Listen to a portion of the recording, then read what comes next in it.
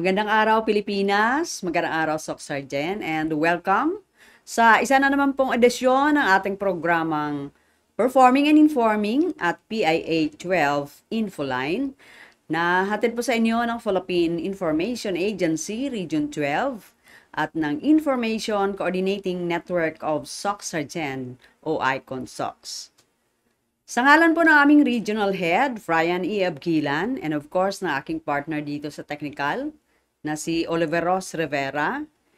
Ako po si Aida de la Cruz Agad at samahan ninyo kaming alamin ang mga latest development programs, mga projects and activities po ng ating pamahalaan dito po sa bahaging ito ng Region 12.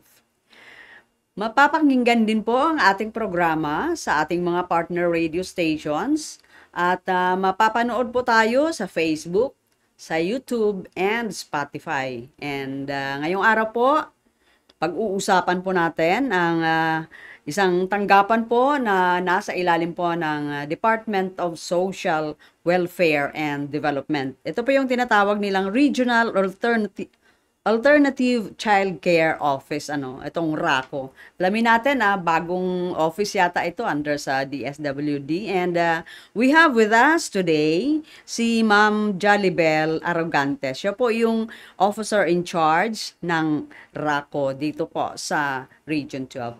Ma'am Jolibel, good morning. And bumati naman po muna kayo sa ating mga listeners and viewers. Yes, good morning po Ma'am Aida and to all the listeners po ng PIA po.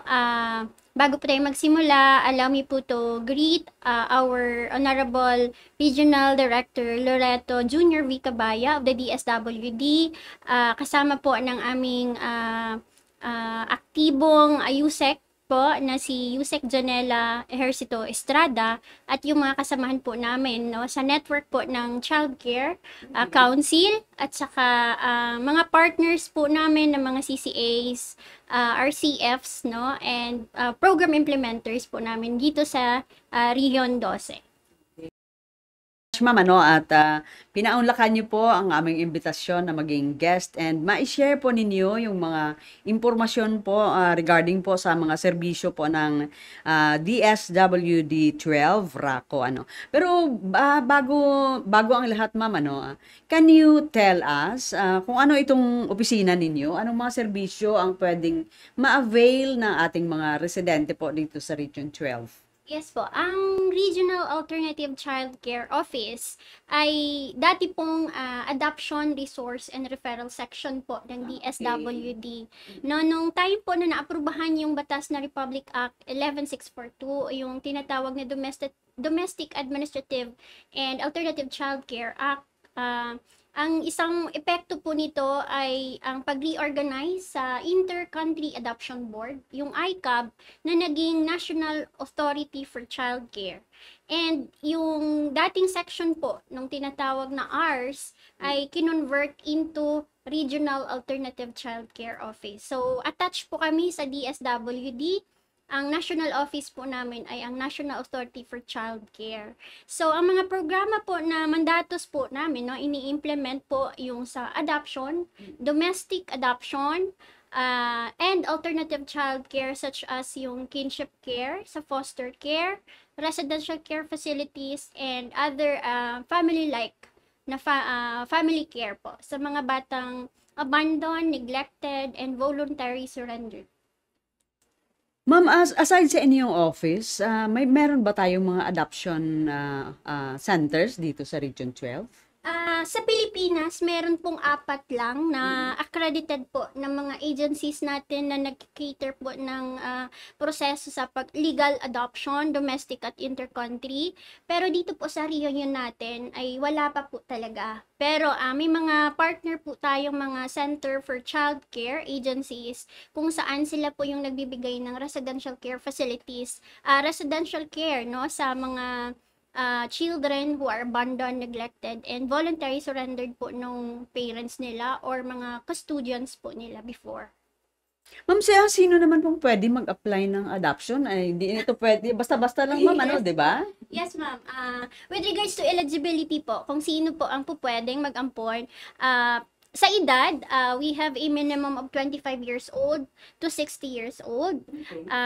Citizenship, Filipino, kapag etong batas na po, ang domestic adoption po ang i-avail nila. So, a Filipino citizen. Pero, maaari din pong mag-apply po ang foreign national for as long as masatisfy po niya yung minimum requirements as to residency and yung pag-provide po ng mga minimum requirements no na sinasabi ng batas, as well as yung step parent, legal custodians, no, foster parents, they may also adopt po. So sila po yan siya.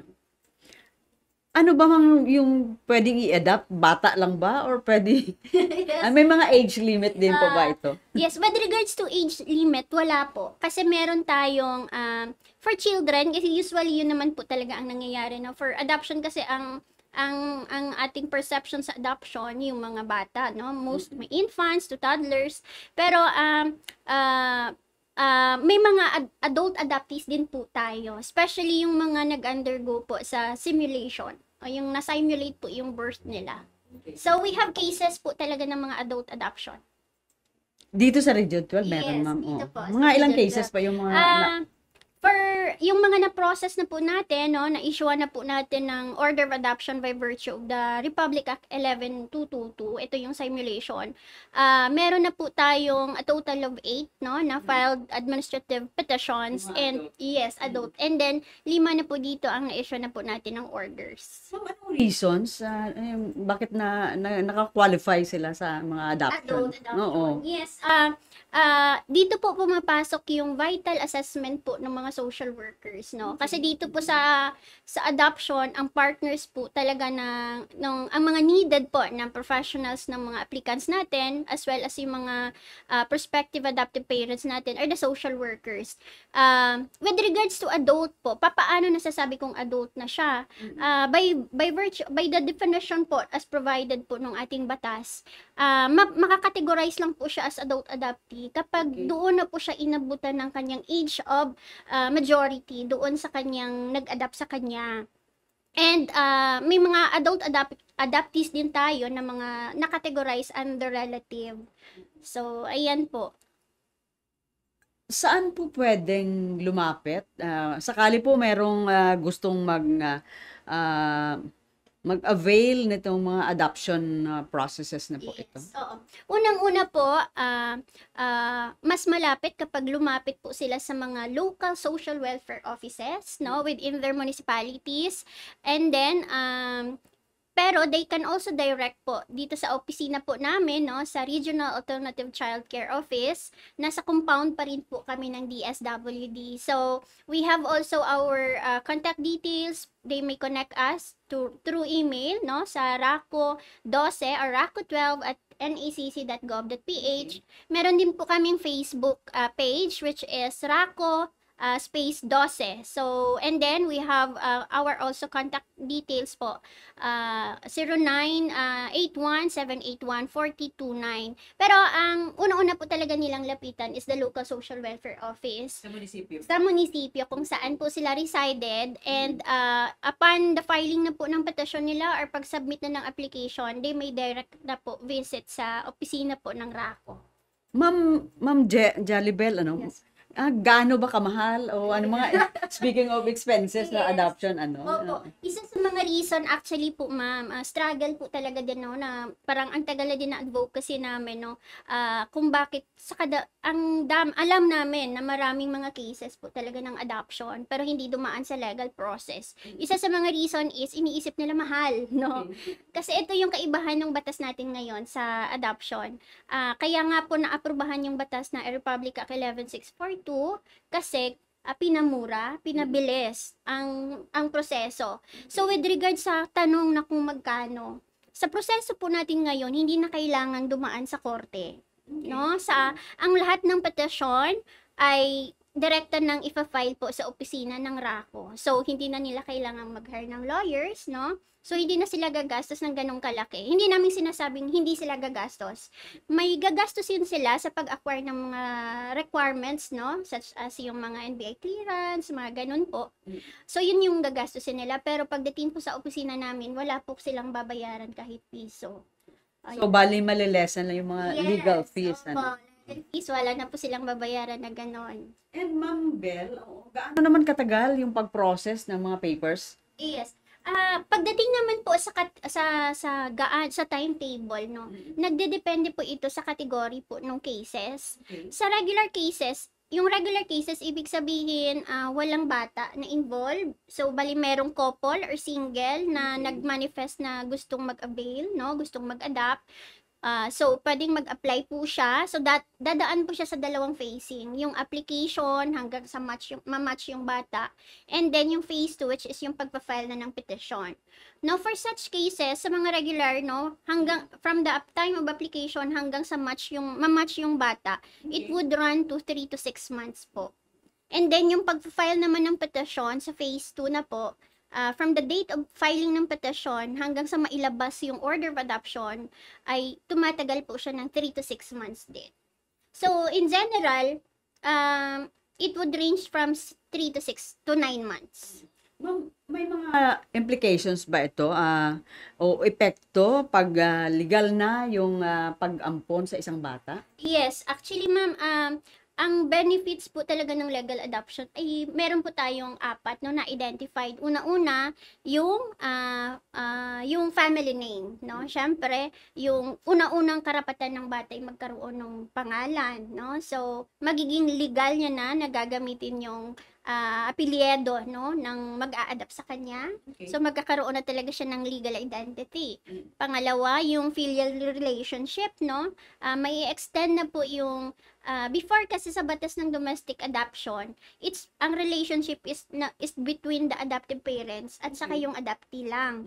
Sa batas natin ngayon, extended po yung filial relationship. Ibig sabihin, extended to the immediate family members. No? So, sa mga tiyahin, lolo't lola. So, parte talaga na ang bata doon. Pangatlo, syempre, yung sa rule of succession. No? Yung legal right na nung bata na adapted to the properties, no? Yung mga inheritance po. So, yun na yung pangatlo po sa mga benefits. At pang-apat, syempre, yung parental authority. Syempre, yung adoptive parents may right na po to manifest, to practice the parental authority over the child. And same goes with the child. Kasama na rin doon yung mga legal rights na ng bata as member of the family. Yes, Oo. opo. Ma'am, sakali kasi adoption ito and may rights ba ang mga bata na pumili ng kung sino na nais mag-adopt sa kanila? Pwede ba nilang i-decline halimbawa kung mga isang prospective parent to be gustong mag-adopt ng isang bata, anong proseso po? Yes, oo. Actually, ito din ang isa sa mga complexities po nung proseso po ng adoption.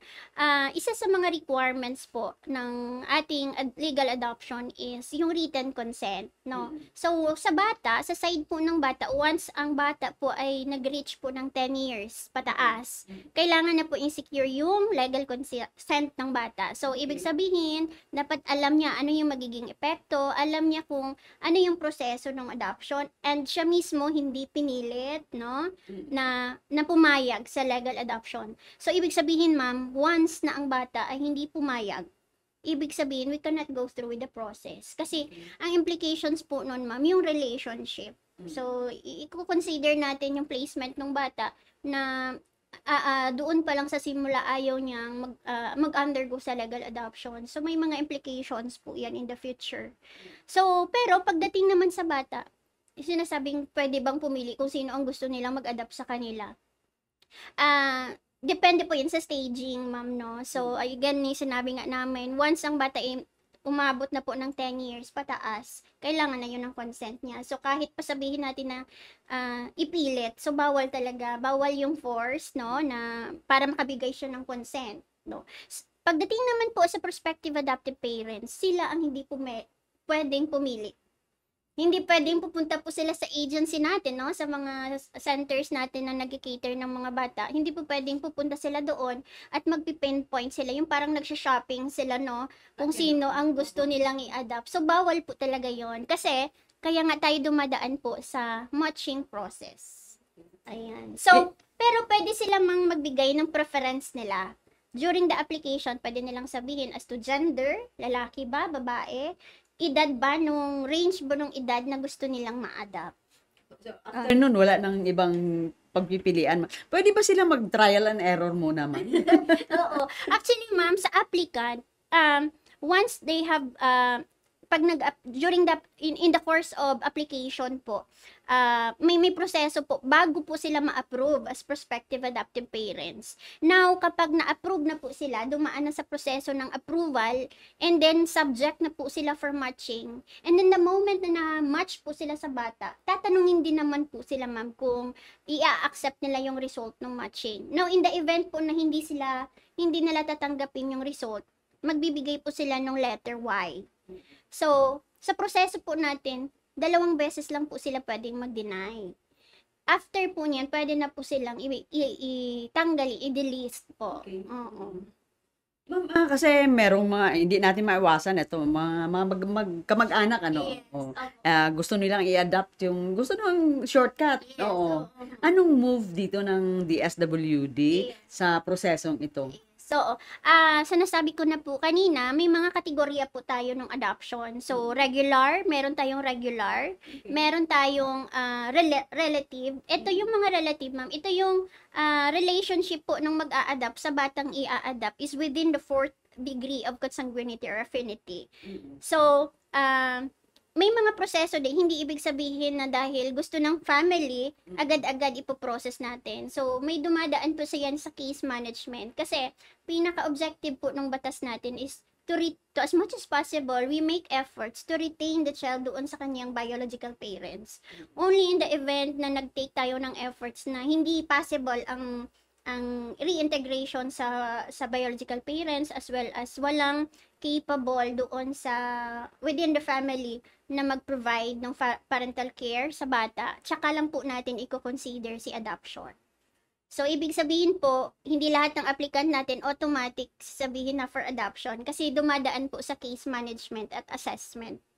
Ma'am, meron na ba kayong case na, anong tawag nito, yung birth simulation? Simulation, Oo. yes. Oo. Anong say dito ng DSWD? Yes, actually po, bawal po talaga yung simulation kasi it is considered a criminal act, no? Parang nagpeke tayo ng document. Okay. So, ibig sabihin, children with simulated birth record are considered bogus, no? Ibig sabihin, peke yung identity ng bata, no? So, ito yung isa sa mga challenge po talaga namin kasi ang batas po, meron pong batas na ginawa para magbigay ng amnesty dito sa mga nag-undergo ng simulation. Ito po yung Republic Act 11222 o yung Simulation and Rectification Act, no? So, ang batas na ito ay may 10 taong buhay lang. 10 taon lang po ang buhay niya.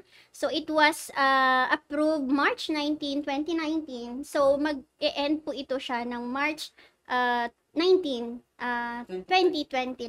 So, for our case po, based on our profile, meron na po kaming 10 administrative case filed sa amin. And yung nasabi ko nga kanina, meron out of these cases, meron na po kaming 5 na na-issuehan po ng order of adoption. Isa sa mga challenge po, takot kasi sila, no, to avail this law kasi ang impression po nila, makakasuhan sila. So, ito yung nila. So, ito yung isa sa reason kung bakit we are making efforts po to really strengthen, no, the advocacy na i-avail po ang Republic Act 11222 kasi hindi po nila nakikita ano yung magiging implications nito in the future, no, para sa mga bata, no, especially sa mga bata. May case po kami na yung bata is subject na or magti-take na sana siya ng bar. Pero upon the filing ng mga requirements, it was found out na simulated yung birth niya kaya hindi po siya pinayagan. So, ito yung isa sa mga possible na pwedeng mangyari na for children with simulated birth. So, yun yung isa sa mga advocacy talaga namin na sana those who have under or involved in the simulation, no nagkaroon ng simulation ng birth, i-avail po nila ang batas na ito kasi ito po ang magbibigay ng amnesty sa kanila. Walang penalty pa yun. Walang penalty pa po yun. So, Up to 2029. yes, up to 2029. At ang maganda po sa batas na ito, ma'am, 70 days lang po ang timetable nito. Okay. So, mas mabilis po ito siya, ma'am, kasi kapag hindi po nila inavail ito ngayon, yung maglalaps na po yung life nitong batas na ito, dadaan po sila sa cancellation ng simulated birth, which is sa court po yan siya pinafile. Ang laking Oo, gastos. kaya gagastos sila. So, Yes. and then, tsaka sila dadaan sa regular proceedings ng adoption. So, mas magiging mas magastos sa kanya, mas matagal.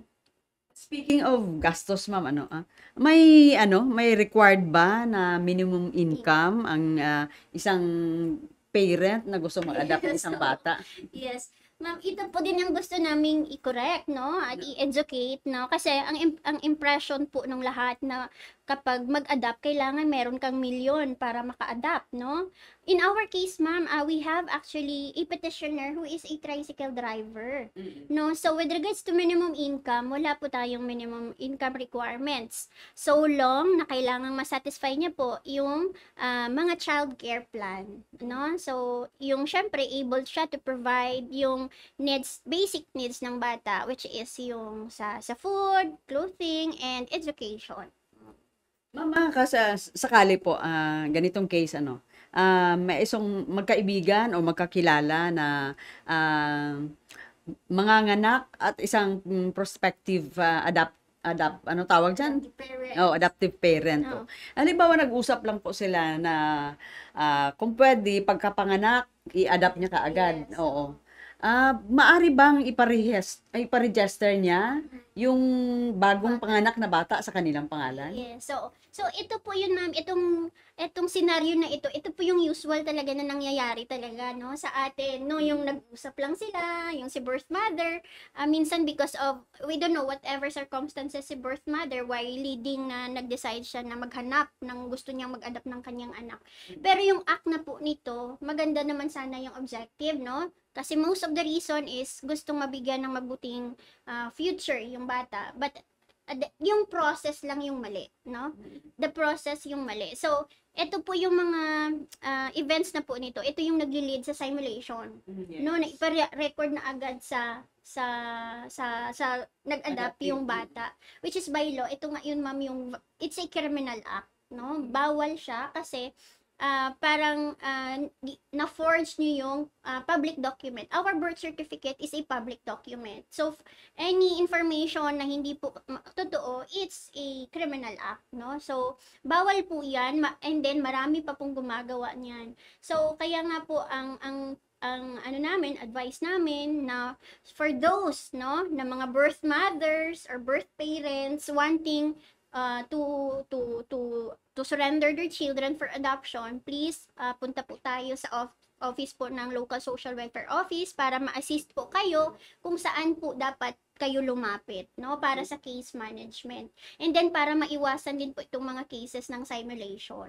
Actually, ma'am, recently we have cases na simulated. So, yun nga yung namin na wag na pong sundin yung sinasabing para mas mabilis dahil hindi naman malalaman kung walang magrereklamo. In the near future, ang magsasuffer po talaga yung both the adoptive parents as well as yung bata. Ma'am, paano ba ito makorek? Kasi nandyan na yan. Na-simulate na yung birth cert ng bata, may chance pa ba na maayos ito? Pwede ba silang lumapit sa inyong tanggapan? Yes. Yes, ma'am. For those po na nagkaroon or nag-engage into simulation ng birth record ng bata, please lumapit po tayo sa local social welfare office natin, no, within our municipalities, kasi skillful po sila sa pag-assess po ng mga cases such as like this po. And then, para matulungan po kayo at ma-provide kayo ng technical assistance kung ano yung mga necessary requirements na kailangan nyong i-comply para ma-file po yung inyong petisyon sa opisina po ng RACO po, dito po sa Rion 12. So again, ito yung sinasabi namin na for those who have simulated, mas mabilis po dahil 70 days lang po ang timetable po nito. Pero may mga condition po kasi ang batas na ito kung ano lang po yung pasok na pwedeng mag-avail sa Republic Act 11222. So may tatlong condition yan siya, ma'am. Yes, ma'am. Unang-una, dapat ang existing lang na birth record ng bata is the simulated birth record. Ibig sabihin, wala siyang ibang birth record kundi yung simulated birth lang. Pangalawa, dapat na-simulate yung kanyang birth record prior nung approval ng batas ng SIBRA, which is March 29, 2019. Okay. Oo. And then, dapat na-treated na siya as totoong anak nung mag-adapt sa kanya, and they've been living for a minimum of 3 years together. Pang-apat, may pang-apat pa pala, ma'am. Dapat, ang purpose po talaga nung adoptive parents na nag-simulate ng birth record niya is i-adapt siya. Ayun, yun. So, pagpasok po doon sa condition na yon, ibig sabihin, you may avail the Republic Act 11222. Pag hindi po pasok sa mga condition na sinasabi ko, ma'am, ibig sabihin, doon po kayo sa regular proceedings papasok. So, ibig sabihin, halimbawa, may simulated birth record siya, pero may existing birth record pala siya na original niya. So, ibig sabihin, hindi siya pasok. So, ibig sabihin, ang gagawin nun, ma'am, ika-cancel yung simulated birth, and then, ipa-file nila yung legal adoption through the regular proceedings po. Ma'am, halimbawa, siyempre na-adapt na siya. Baka may gustong umuwi sa kanila, magbalik sa biological parents niya, O kung halimbawa, ayaw na rin ng adoptive parents sa ugali ng kanyang inadapt, pwede bang isauli sila? Meron pa ganun? Actually, ma'am, may mga senaryo tayong ganyan, yung tinatawag na rescission, no, ng adoption. Okay. Pero, yung rescission, yung pag-file po ng rescission ng order of adoption, ang po pwede lang mo mag-file po is yung adopted child. No, kasi nga, yun yung sinasabi natin na hindi po madali yung pag-adapt because dumadaan tayo sa series of assessment. Kasi ini-ensure natin na as much as possible hindi tayo tutungtong sa scenario na magkaroon ng rescission, no? Kaya nga nagkakaroon tayo ng series of assessment as well as minamatch po yun ng preference ng applicant doon sa mga batang declared legally available for adoption. For such cases, ma'am, doon sa case management proceedings, kaya kaming mga social worker, we really make sure na lahat ng posibleng efforts na ginagawa namin to really retain the child sa family niya, ginagawa natin. Kaya nga, panghuling option po si adoption. We do not jump just as swiftly as we wanted or sa gusto ng applicant na mag-adapt na, no? Kasi may series of case management tayong ginagawa, ma'am. This is to ensure na hindi tayo aabot sa puntong magkakaroon ng bawian. Yeah. Oo. And then for our applicants, ini-ensure din natin na sa pagpili kasi ng bata or doon sa adoption, hindi po pwedeng pumili tayo. Gaya din po ng mga legal natin na anak, ma'am. Kasi wala tayong pinili na sila ang magiging anak natin. So, ang mga bata, hindi din nila pinili na sila yung magiging anak natin. So, same goes with the legal adoption. Kaya ini-ensure natin na as much as possible, iniiwasan natin na magkaroon ng rescission. But then again, ma'am, kaya nga po ini-introduce natin yung adoption telling. Isa sa mga requirements sa mga adoptive child, bago pa man ma-reach nila yung age of 13 years old, dapat alam na nila that they are adopted. So this is in a premise to ensure na they will become resilient, no? And darating talaga sa punto, ma'am, na once they knew, mag-a-ask talaga sila na they would look for their origin or yung where they have been or saan sila nanggaling. So, it is really part of the adoption journey. So, that is why ini-ensure natin na prepared both the adoptive parents as well as the adopted child. Kaya nga, kaming mga social worker, ma'am, during our interview with the applicants, ini-introduce na namin itong adoption telling. Na sooner or later, darating sa punto na ang mga batang ito ay magtatanong, no? And they must be prepared for this to come. Okay. Ma'am, sakali okay na yung mga adoption papers niya. Oo. Is there a way for you sa RACO na ma-visit itong mga itong bata at sa ang kanyang adoptive parents? Yes, ma'am. Opo. Once na ma-issuehan na po ng order of adoption yung mga applicants namin as well as yung mga bata. hindi po natatapos yung role namin ng mga social workers, no, sa RACO and even with the local social welfare offices. 1 year after na issuance po ng bagong birth certificate yung mga adopted child, ay kakandak po kami ng summary report. Okay. So we ensure that we conduct monitoring on these cases, no. Apart from profiling, ini-ensure din po namin na yung union nung adoptive parents as well as the children are harmonious and nami-meet up talaga natin yung objective nung adoption, which is yung permanent family po talaga. Okay. Ma'am Jolibel, ang sarap pa sana ng usapan natin, ano? Ang dali Yes lang po, ng yes oras. po. Oo.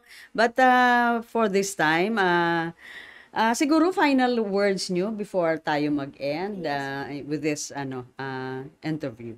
Yes, ma'am. Thank you, ma'am, once again, no, for giving us the opportunity to speak and to popularize, no, the programs and services po ng Regional Alternative Child Care, as well as yung para ipakilala din po yung opisina ng Yes, new National Authority, office. yes, for Child Care. Kasi marami pong hindi nakakilala nito, no, na may opisina po pala na ang mandatos talaga ay para i-implement po yung domestic adoption as well as other alternative child care of programs and services. So, for those po na kilala po ninyo na nag-engage nung simulation ng birth, no, alam ko marami po talaga natatakot sila, pero we are here to assist you po. Huwag mo matakot kasi ang batas po ginawa para tulungan kayo, hindi po para mapasama kayo. So, wag po kayo matakot, lumapit po kayo sa amin, open po yung aming May hotline kayo. may ano po kami, Facebook page po. Yes, yung RACO space 12 po, as well as yung email po namin, no, raco12@nacc.gov.ph. And then just visit us, no, sa office po namin sa DSWD 12 sa compound po sa Purok Bumanaag, Barangay Zone 3 po. So ayan po, for those who are willing to apply for adoption, no, marami po tayong mga bata who needed for the family, permanent family that they deserve po. Okay. Thank you very Thank much you so po. much. Okay. Ayan. Thank you very much sa ating guest for today's episode, si Ma'am Jolibel Arrogante. Siya po yung officer in charge ng Regional Alternative Child Care Office po sa ilalim po ng Department of Social Welfare and Development. Again, ma'am, thank you very much Thank you po. so much. And sa ngalan po ng aming regional head, Brian E. Abquilan, and of course, kasama rin dito ang aking partner sa technical na si Oliveros Rivera. Isa na naman pong edisyon ng aming programang Performing and Informing at PIA 12 Infoline ang aming hatid sa inyo ngayong linggo. Marami pong salamat sa inyong pakikinig hanggang sa susunod na linggo po. Muli po, ako po si Aida de la Cruz Agad. Magandang araw, Soc Sergeant.